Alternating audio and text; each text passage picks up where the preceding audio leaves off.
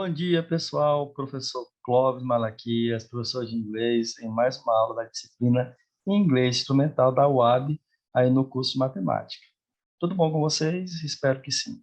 Bom, antes de compartilhar aqui minha tela com vocês, eu gostaria de repassar algumas informações, né?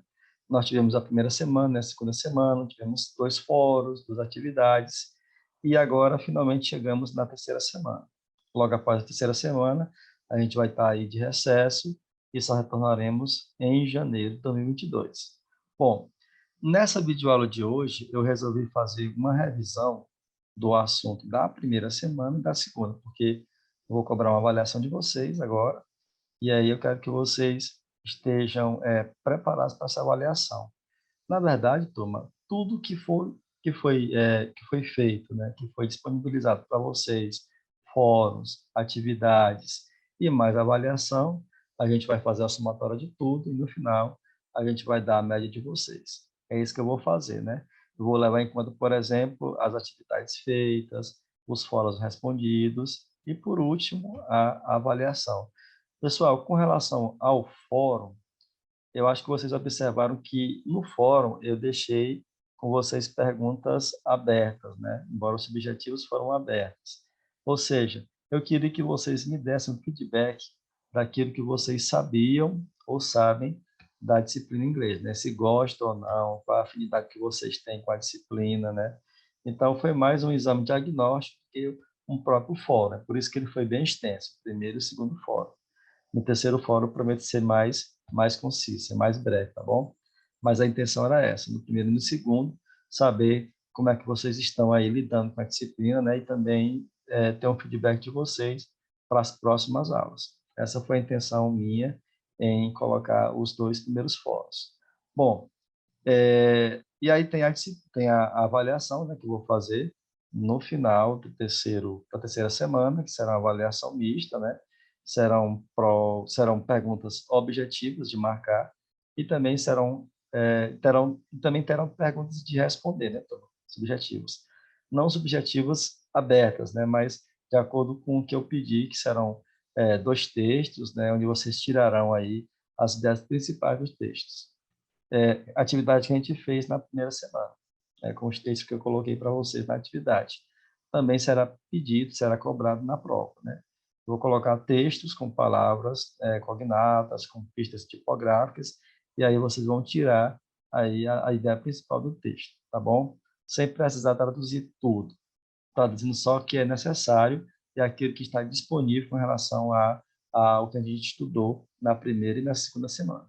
Bom, era só isso que eu queria usar para vocês e vamos dar início aqui à nossa revisão de hoje. Espero que vocês estejam aprendendo, né?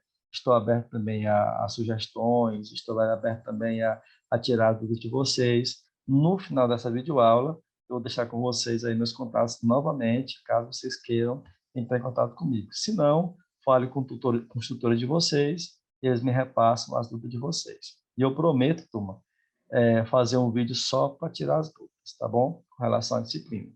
Vocês anotem as dúvidas que vocês tenham, passem para os tutores, eles me repassam, e aí eu prometo fazer um vídeo só para tirar as dúvidas com relação à disciplina. E também com relação também à avaliação, método avaliativo da minha parte, e também com relação às atividades e aos fóruns.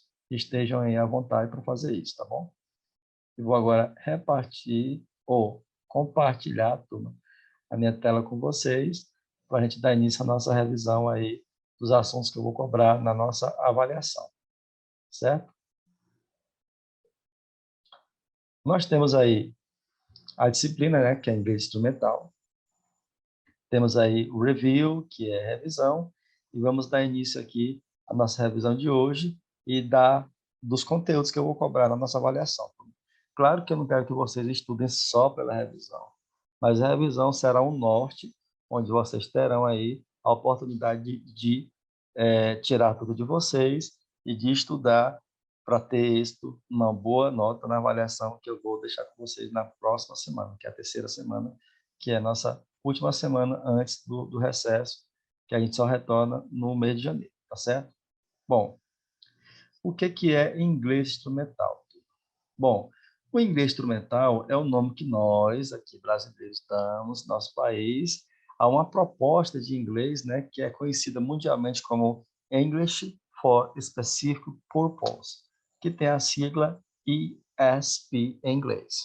English for Specific Purpose.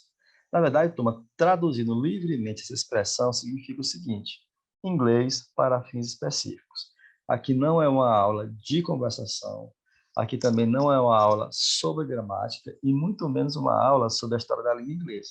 Aqui é uma aula para fins específicos, ou seja, uma aula de inglês para fins específicos. E que fins são esses, Tom? Na verdade, a gente está aprendendo desde o início da primeira semana como é que a gente consegue compreender textos em inglês sem necessariamente traduzir palavra por palavra, word by word, palavra por palavra.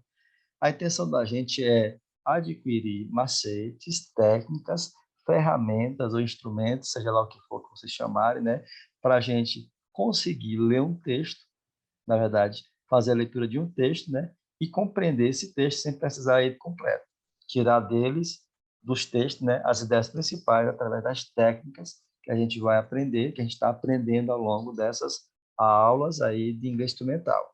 Esse é o propósito da disciplina, turma. Não é conversação e muito menos a gramática. Embora, como eu tenho falado para vocês desde a primeira aula, a gente utiliza a gramática como base, mas ela não é a principal ferramenta aí para o instrumental. A principal ferramenta são as pistas tipográficas, né? São as palavras cognatas, é o scan, é o skim, que vocês irão desenvolver ao longo das leituras de artigos científicos, né? Textos literários, aquilo que vocês estiverem à disposição. A gente não vai traduzir todo o texto, a gente não vai traduzir todo o artigo, a gente só vai procurar nele, né, neles as principais ideias, os principais assuntos que neles estão inseridos pelo autor. Essa é a ideia do inglês instrumental. Esse é o propósito do inglês instrumental. É por isso que o nome é English for a Specific Purpose. Inglês para fins específicos. E o fim específico é você fazer uma leitura, conhecer a ideia principal, e a partir daí você entender aquilo que o autor está propondo no texto, sem precisar necessariamente traduzir palavra por palavra. Turma, não dá para a gente falar sobre inglês instrumental sem usar as palavras cognatas, né? O que são os cognatos, ou os cognates? Cognates é cognatos em inglês. Turma. Cognatos são palavras que têm a mesma raiz, que têm a mesma origem. Pessoal, essa origem ela pode ser tanto latina como origem grega. Ou seja, são palavras que têm a mesma raiz, a mesma origem, e aí deram, né, até redundante falar isso, deram origem, né, a palavras que a gente tem hoje na língua inglesa e na língua portuguesa. Ou seja, são palavras que têm a grafia, a escrita semelhante em ambas as línguas, no inglês e no português, e que têm o mesmo sentido, a mesma tradução. Repetindo, turma, as palavras cognatas, elas são palavras que têm a raiz, que têm a sua origem na língua latina, na língua grega antiga, né? E aí surgiram, né, palavras no inglês, no português, com a escrita semelhante e com o mesmo sentido, que hoje nós chamamos de palavras cognatas. A ideia é essa, turma, são palavras que têm a escrita semelhante. Às vezes, turma, às vezes, a gente encontra, né, nos cognatos, palavras que têm a grafia igual português e inglês. Mas a ideia principal é que são palavras com a escrita semelhante e com o sentido igual. Ou seja, a mesma tradução para o inglês é a mesma tradução para o português. Mas, só relembrando aqui com vocês, né, também vão aparecer aí palavras, né, que têm a mesma grafia em ambas as línguas, né? Que a gente vai ver agora, daqui a pouco, nos exemplos que eu vou dar para vocês, tá bom? Então, lembrando, palavras cognatas são palavras que têm a escrita semelhante ou igual em português e inglês e tem a mesma tradução. Vou colocar os mesmos exemplos que eu coloquei lá na nossa primeira aula, né? Que é telephone, banana e cry. São três palavras cognatas. Quando você observa, turma, a palavra telefone, você vai associar a uma palavra em português, que é telefone, né? É muito parecida a escrita, embora a gente use aí o PH, né? Com som de F no inglês, mas a escrita é muito parecida. Então, você vai associar essa palavra à palavra telefone em português. A escrita parecida e a mesma tradução. Já a segunda e a terceira, que é banana e crime, tem a escrita igual em inglês e português. Também são chamadas de palavras cognatas. A primeira, banana. Nós temos aí até a ilustração da banana, né? Então, essa palavra banana, ou banana em inglês, ela é uma palavra cognata, porque tem a escrita igual no inglês e português e tem a mesma tradução. O mesmo vale aí para crime, que tem a mesma escrita em inglês e português e que tem a mesma tradução, que é crime, gente. Observe que o que mudou aí, basicamente, só a pronúncia, que é banana, banana, e crime, que é crime.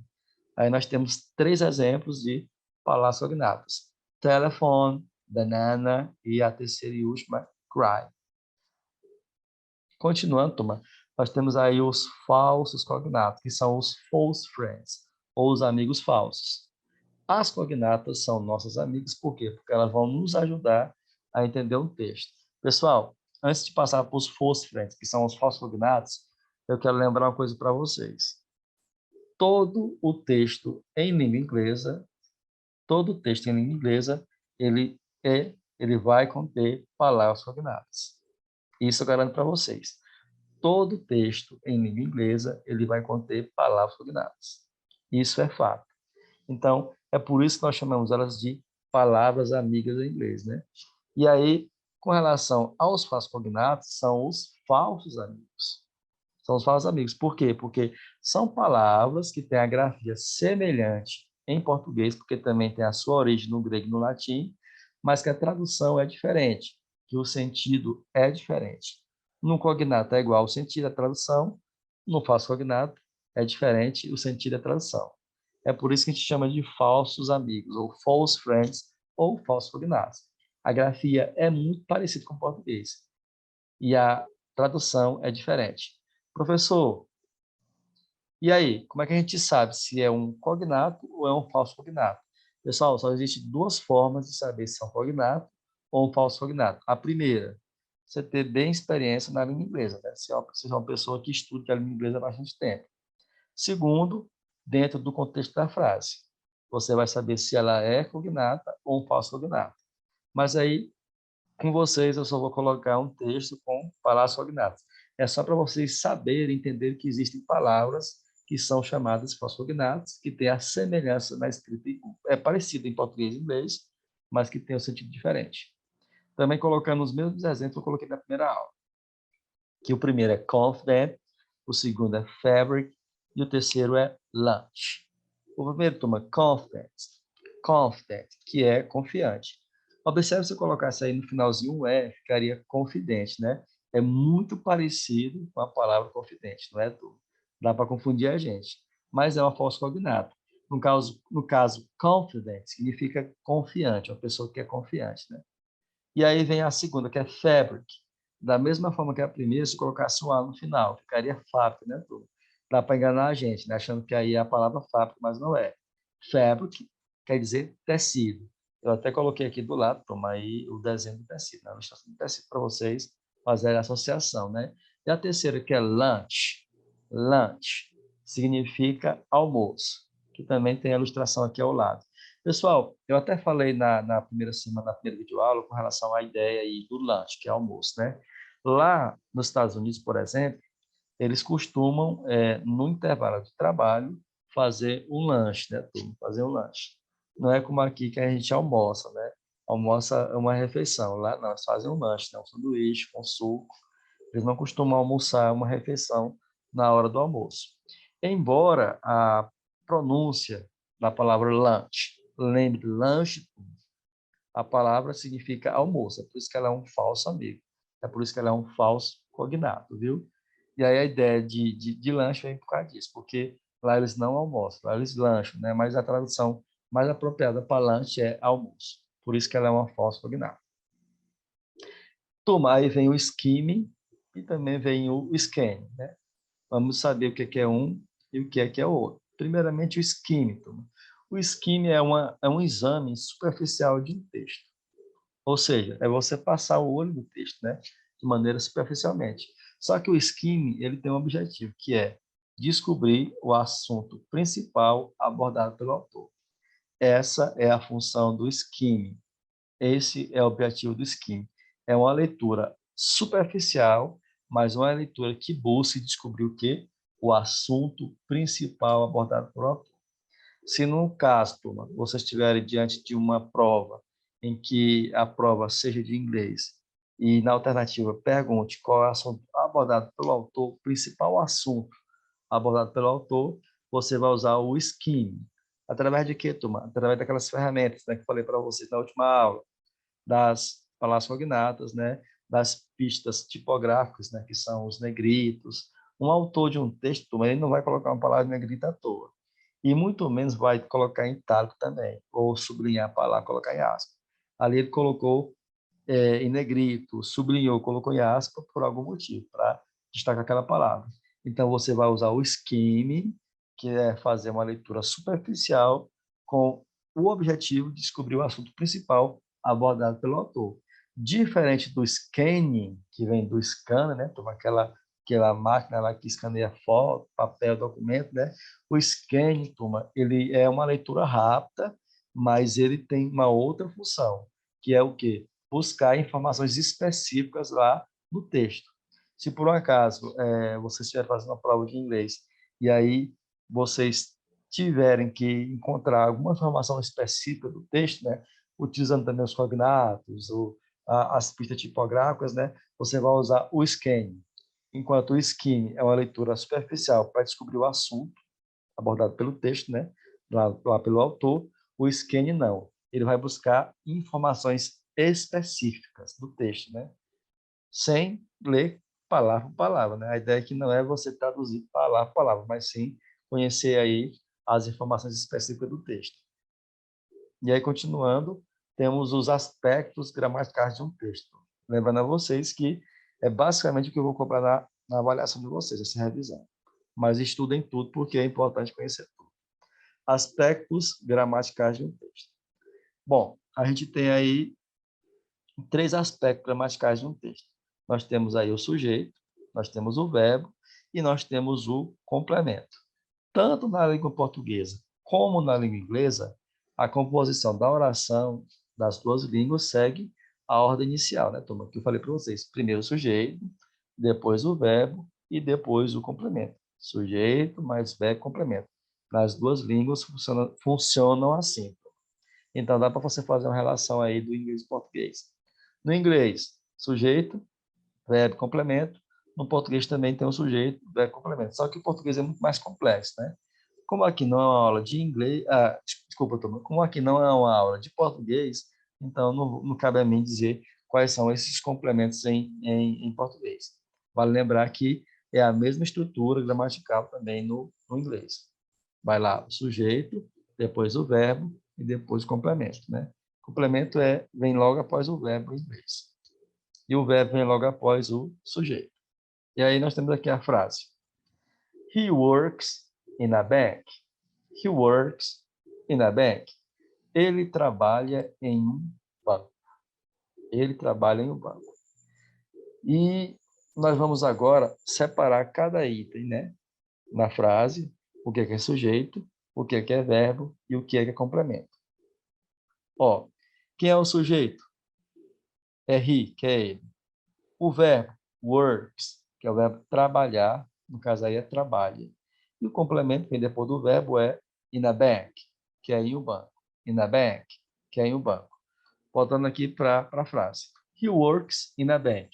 Ele trabalha em um banco. Ele, é o sujeito. Works, trabalha, é o verbo. E logo após o verbo vem o complemento, que é in a bank, que é em um banco. In a bank, que é em um banco. Certo, turma? Ó, aqui eu separei um por um. Sujeito he, que é ele. Verbo works, trabalha. Complemento in a bank, que é em um banco. Turma, agora vamos para a segunda semana, né? Que são os grupos nominais que eu vou cobrar de vocês, que são os nominal groups. Pessoal, os nominal groups, que são grupos nominais, eles são expressões, né? Que têm como elemento mais comum duas coisas: substantivos e adjetivos. Pessoal, é a mesma ideia de substantivos em português e também de adjetivos em português. Dá para a gente fazer a relação dos dois, viu? É a mesma ideia. Substantivo em inglês e o substantivo em português. Aliás, substantivo em inglês e os adjetivos também em inglês e português. Dá para a gente fazer uma relação aí de um para o outro, viu? Não tem nenhuma dificuldade. Se você conhece substantivo em português, você vai conhecer traduzindo substantivos em inglês. Da mesma forma, os adjetivos, né? Claro que, de certa forma, turma, eu vou cobrar de vocês os grupos nominais de maneira bem mais sucinta, né? Até porque a ideia aqui é você descobrir o que é, aliás, você entender o que é grupo nominal e a partir daí você fazer aí a intervenção, ou a tradução, ou a compreensão da frase, né, quando vier esses grupos nominais. E aí vamos aqui saber como é constituído o grupo nominais. Na verdade, turma, o grupo nominal ele apresenta três formas, que também chamamos de três constituintes, que são determinante, modificador e o último é o núcleo. Primeiro, qual é? Determinante. Segundo, modificador. Terceiro, é o núcleo. Vamos estudar cada um deles separadamente. Mas primeiro vamos ver aqui de forma geral quais são aí os determinantes, os modificadores e o núcleo na frase a seguir. Temos a seguinte frase: Two beautiful houses. Two beautiful houses, que traduzido é duas casas bonitas. Na letra A, nós temos determinante, que é o to, né? Que é o numeral, dois, no caso aí duas. Temos na letra B o modificador, que é beautiful, que é bonitas, né? Ou bonitos, pode ser também, né? Mas aí no caso é bonitas, que é um adjetivo. E terceiro, na letra C, o núcleo, que é house. Houses, que é casa, no plural. Então, se é bonitas, né? Se é duas, tem que ser casas, né? Que é plural, tem que ser bonitas, né? Isso aí a gente seguindo aí a regência, né? Tomando no português também funciona no inglês. Two beautiful houses. E aí vamos agora estudar separadamente o que é determinante, modificador e, no final, para encerrar, o núcleo. Primeiro é o determinante, turma. O que é determinante? Determinante podem ser três classes gramaticais. A primeira, artigos definidos e indefinidos em inglês, que é o the, a e am. Segundo, numerais cardinais e ordinais, né, que são os ordinal cardinal numbers. E o terceiro são os pronomes indefinidos, pronomes demonstrativos e possessivos. Pessoal, para fazer aqui um resumo do determinante, eu vou entender o quê? Que determinantes são artigos, definido e indefinido em inglês, numerais ordinais e cardinais e também pronomes, sejam eles indefinidos, demonstrativos e possessivos. Ah, professor, como é que eu vou saber se é artigo? Como é que eu vou saber se é numeral? Como é que eu vou saber se é pronome se eu não sei inglês? Nesse caso, turma, vai ser permitido vocês utilizarem aí o dicionário ou um site de busca na internet, né? Claro que eu não vou cobrar de vocês algo que vocês não têm, né? Até porque a intenção da disciplina, como eu falei anteriormente, é vocês aprenderem a ler textos e precisar traduzir palavra por palavra. Mas nesse caso, turma, é importante conhecer grupos nominais porque eles vão aparecer nos textos, né? Onde vocês vão utilizar o skimming, né? Que é a leitura superficial para descobrir o assunto, ou o scanning, que vocês vão utilizar para poder colher informações específicas, né? E esses grupos nominais, geralmente eles aparecem nos textos, nas frases, né? E eles ajudam na compreensão aí do texto. E aí aparece uma ou outra palavra cognata para poder nos ajudar. Uma palavra em negrito, uma palavra entre aspas. Eles servem para nos ajudar. Mas voltando aqui para o determinante, né? São três classes gramaticais: artigos, né? Definidos e indefinidos, que está aí o de, o a e o en; numerais cardinais e ordinais, que são os ordinal cardinal numbers, e os pronomes indefinidos, demonstrativos e possessivos, que são os indefinite, demonstrative and possessive pronouns. Bom, o que é o determinante? Primeiramente, eu quero que vocês aprendam que existem frases sem determinantes. Lembrando, quais são determinantes? Artigos, numerais e pronomes. Então, vai existir frases que não vai aparecer nenhum deles, nenhum artigo, nenhum numeral e nenhum pronome. Temos aqui a frase Brazilian food. Brazilian food, que traduzido é comida brasileira. Pessoal, comida é artigo? Não. É numeral? Também não. É pronome? Também não. E brasileira é artigo? É numeral e pronome? Também não, né? Para a gente destrinchar isso aqui. Nós temos aqui um modificador, nós temos aqui um núcleo, né? Bom, o modificador, turma, só antecipando para vocês, tem que ser um adjetivo ou um advérbio.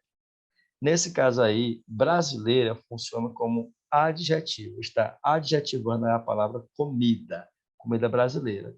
E a letra B, que é o núcleo, que é food, que é comida, turma, sempre vai aparecer nas frases, nos grupos nominais. E sempre vai estar no final dessas frases.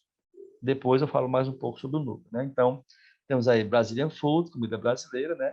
Onde comida é o núcleo, brasileira é o modificador, que é um adjetivo, né? Que está modificando aí a frase. E pode aparecer, sim, frases, né? Sem determinantes. Agora, a gente vai aprender frases com mais de um determinante. Que temos o seguinte, ó. The first war. The first war. The first war. Que quer dizer a Primeira Guerra. Tradução é a Primeira Guerra. Nesse caso, vai aparecer o que aí? Dois determinantes, mais de um determinante. O primeiro é the, que é a. Pessoal, a não é um artigo? É, a é um artigo. Eu falei para vocês que determinante é artigo, numeral e pronome, né? Então, a é um artigo. E primeira, turma, o que é? Primeira é um numeral. Numeral o quê? Ordinal. Primeira, segunda, ou então primeiro, segundo, né? Temos aí o the e o first, que são dois determinantes. O primeiro é um artigo definido, né? E o segundo é o numeral. E o or, que é guerra, vai ser o núcleo. Vai ser o núcleo. Lembrando que o núcleo sempre no final e o núcleo é obrigado a aparecer aí nas frases, nos grupos nominais. Passando de determinante para modificador, quais são os modificadores? São os adjetivos, como já falei para vocês, palavras com função adjetiva, que está no mesmo, né? Adjetivos, são os advérbios e os casos possessivos. Na verdade, turma, no grupo nominais, vai aparecer mais adjetivos, mas também vai aparecer advérbios. Os que mais aparecem são os adjetivos e os advérbios. Sabendo o que é adjetivo em português e advérbio em português, vocês vão conhecer aí também em inglês, porque tem a mesma função na frase. É só traduzir com a ajuda de dicionário e também com a ajuda de busca de site.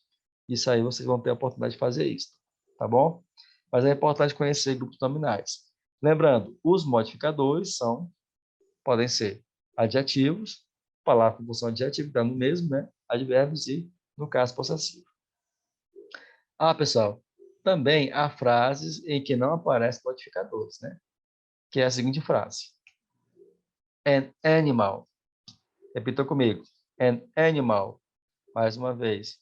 An animal, que significa um animal, né? A tradução de an animal significa um animal. Pessoal, o an é o que, turma? É um. Ou então pode ser uma, né? Mas como está falando de animal, aí é um. Nesse caso, turma, an é um numeral. E numeral é determinante. Numeral é determinante. Determinante, só lembrando mais uma vez, pode ser artigo, numeral ou pronome. E um aí, turma, mesmo se fosse, mesmo se fosse, mesmo se fosse numeral, porque na verdade o em aí, turma, desculpa, o em aí é um artigo definido. O em é um artigo definido, não é numeral. Mesmo se fosse um numeral, se fosse um, no sentido de um só, seria também determinante, né? Porque determinante pode ser artigo ou numeral. Esse aí vai funcionar como artigo indefinido. Pessoal, só que uma curiosidade, não existe artigo indefinido no plural, só existe no singular. No inglês, um e uma, não existe uns e umas, só existe um e uma singular. Esse aí é um artigo indefinido, quer dizer, um, e animal é o núcleo, né? Lembrando que o núcleo sempre vai aparecer. Então, nessa frase aí não apareceu o modificador. A frase sem modificadores também. E aí vai o uma frase com mais de um modificador. Temos aí 2 modificadores na frase. A very expensive car. A very expensive car, que traduzido é um carro muito caro. Nós temos aí os 3, né? Determinante, modificador e núcleo. Só que nós temos mais de um modificador. Nós temos 2 modificadores, né? A tradução é um carro muito caro. A letra A, determinante. O A aí, que é um também, é um artigo indefinido. Na frase anterior, né? Tínhamos o em, que também era artigo indefinido.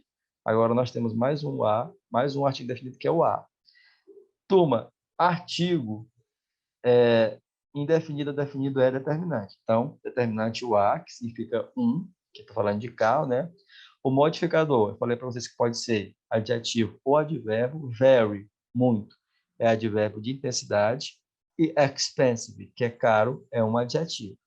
Eu falei para vocês que modificadores podem ser advérbios e adjetivos. São os que mais aparecem nos modificadores, advérbio e adjetivo. Adjetivo aparece mais. Na letra C, que é núcleo, car, que é carro, né? Como eu falei para vocês, o núcleo sempre aparecerá no final. E ele é obrigatório nas frases, viu? Então, very expensive, né? São 2 modificadores, né? Porque um é advérbio e o outro é adjetivo. E para encerrar a nossa revisão de hoje, vamos falar um pouco sobre o núcleo. O núcleo, ele só pode ser um substantivo, né? E também uma nova informação, uma informação importante para vocês. Não há grupo nominal sem núcleo. Ou seja, o núcleo é obrigado a aparecer no grupo nominal. E ele sempre vem no final da frase. Assim como o determinante e modificador, um grupo nominal, ele pode ter mais de um núcleo, né? Pode ter 2 núcleos, 3 núcleos, né? E assim sucessivamente. Temos aí a frase: nice boys and girls. Nice boys and girls. Nice boys and girls. Quer dizer, garotos, garotas legais, né? Nós temos aí o legais, que é o modificador, que é um adjetivo, né? Que está qualificando aí as garotas e os garotos. E temos 2 núcleos, né? Que é boys and girls, que é garotos e garotas. Pode ser também meninos e meninas, né? Na tradução. Então, só para a gente fechar aqui a nossa revisão, nós temos aqui o núcleo, né, que ele tem que vir, é obrigatório vir, que pode ser que tem que ser um substantivo, só pode ser um substantivo, né, e que ele vem no final da frase. E também que em frase pode aparecer mais de um núcleo. No caso aqui, boys and girls, que é garotos e garotas. Tá certo, turma? E para encerrar novamente os meus contatos aí com vocês, eu espero que vocês tenham entendido, né, minha revisão. Qualquer dúvida, podem passar para os tutores de vocês ou podem passar para mim diretamente aí para meus contatos. Tem aí o meu e-mail e meu WhatsApp, tá bem? Eu aguardo o contato de vocês. Pessoal, encerrando a nossa aula de hoje, eu espero que vocês tenham aprendido, que tenham gostado. Qualquer dúvida é só entrar em contato, tá bom?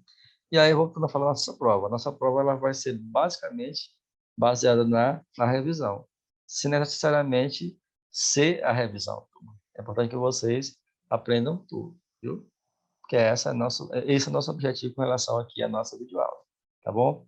Tenham um bom dia, fique com Deus e até a nossa próxima videoaula.